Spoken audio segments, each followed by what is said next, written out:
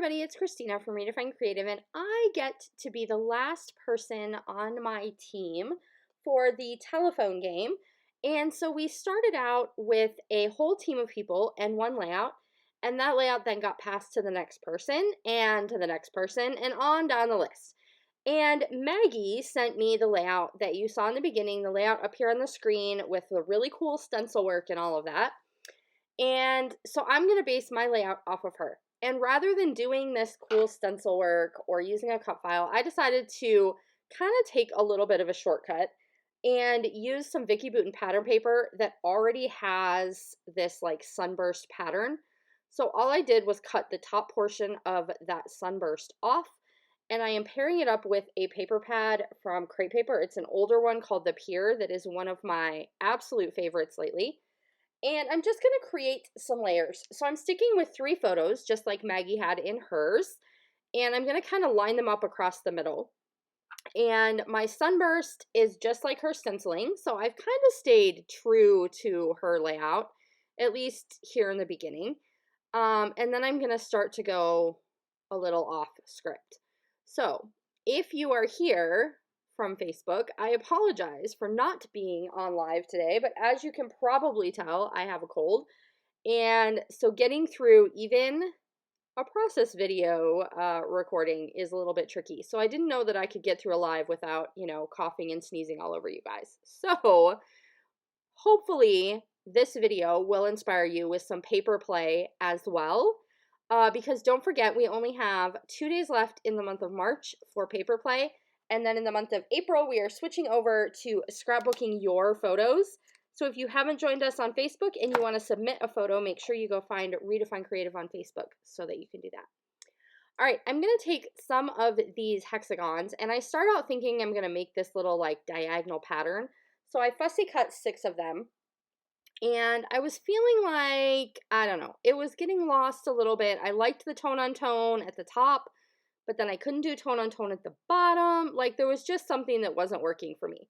So what I'm going to do instead is I'm going to line them up down here along the bottom and then up here on the side. And I'm going to use them to kind of do some of my embellishing. So I have 3 pictures of my husband and my son at like an outdoor go-kart track. And so he was too short and too little to drive his own. So he had to do like the riding with dad thing. But he was totally stoked to be able to go on the course and go super fast. So that's kind of what this layout is about. So I've got my little hexagons. The 3 at the top are going to go off the page. The 3 at the bottom are going off of the red kind of onto that other creamish colored paper I have in the background. And I'm looking for some numbers here that are going to work on top of my hexagons because I wanted to say 3, 2, 1. And so, of course, I went with black because it's going to pop off the page. I mean, after I tried, a bunch of other colors. But the black is really going to pop off the page. And this is one of my favorite fonts. It's that Root Beer Float font. And I talk about this one all the time, you guys. But I'm going to go ahead and have a title that is a mixed font because I really love how that looks, especially with a collection that's a little more distressed. So I'm going to have the word race out of these blue thickers, and these are from like an older Chamel collection. And then I'm also going to repeat the 3, 2, 1 over there on the side. So that element kind of repeats in both of those areas. And I end up having to move my word race a few times, sadly. Because I keep moving it over because I want to put the word go here, and I want it to match my black letters. But that means that those letters are a lot bigger than my blue letters, so then I keep having to, adjust and move them over, because why would I measure where something goes? That's just not me. And then I want to use these little letters to put the word let's kind of on an arc over the top of the G, and I like how those really fit together. So a lot of times when I play with text, I love to kind of have my letters nestle in together nicely. And so those little teeny tiny Paige Evans alphas are perfect with those Root Beer Float ones to kind of nestle in together. So then I'm going to use some Vicky Bouton stickers. These are off of the Storyteller sticker sheet. So I have this life that I put on some foam, and then I'm grabbing this sticker book from Chamel, only because I am also playing along with Kelvin Ball this month, and so there were some things that I definitely wanted to get into my embellishment clusters, like a camera, a hexagon, a circle, some phrase stickers, like certain things that are on that Calvin ball list that I wanted to make sure that I got onto this layout as well. So I've just layered up 3 little phrase stickers underneath the circle that says "This Life." And then I'm flipping through the rest of this booklet to see if I can find anything else that'll really work.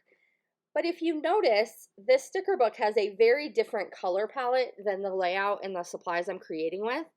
And that is totally okay. So don't forget those sticker books, you guys, because even if your whole color palette is different, often you can pull out 1 or 2 things that will work really well. And you really don't notice that big difference when you've just pulled out those few little things, like the little hexagons I pulled out. I'm going to go ahead and add this blue ticket. It is another item in Calvin Ball, but it is also something that I have been using on almost all of my layouts lately. I am just loving the look of these like torn tickets in my layers.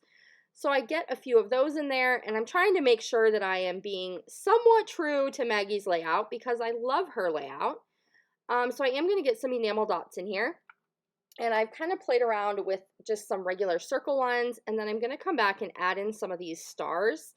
So I decided to put little tiny stars in the middle of the hexagons, which meant that I felt like I needed to put some stars around my like 3, 2, 1 hexagons.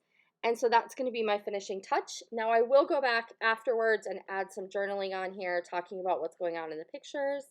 But as far as the layout, this is my take on the layout for Maggie. Do make sure you have checked out all of the videos to see the complete progression of the telephone game, and I will see you guys soon.